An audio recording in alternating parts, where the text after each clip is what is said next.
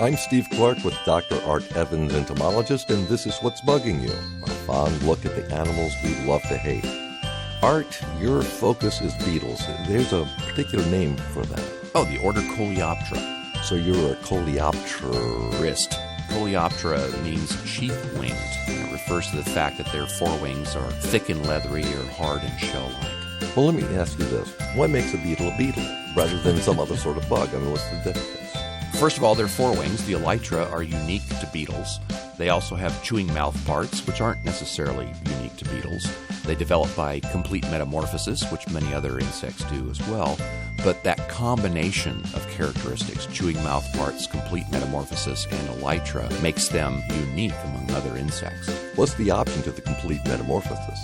There are three basic types of insect metamorphosis. You have ametamorphosis. These are insects that hatch from an egg.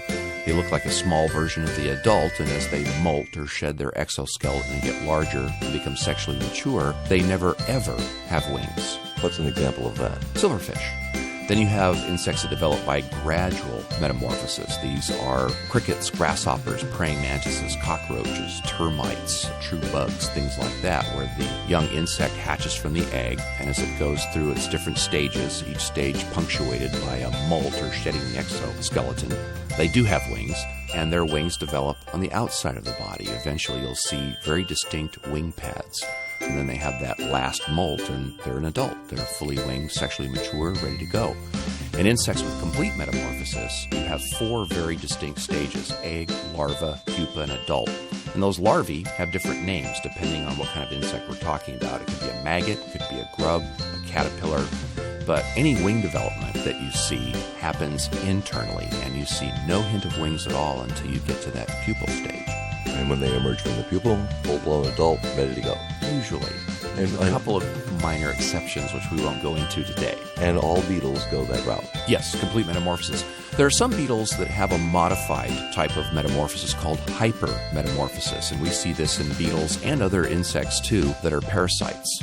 What this refers to is that the larvae, instead of just being small larvae and then they molt and become larger larvae and larger larvae, the first larval instar, the first larval stage, hatches from an egg, and it's very different from all the others. It's very leggy, silverfish-like, and they're incredibly mobile. Their sole task is to find the right host that they can parasitize. Once they find the right host, whether it's a pod of grasshopper eggs or the underground nest of a solitary bee, they molt again and they become a fat, legless grub. They have nowhere to go. They're in Fat City, and they will complete their development that way. I think that's where I'm headed. I'm a little slow on the uptake here. I wasn't sure where you were headed.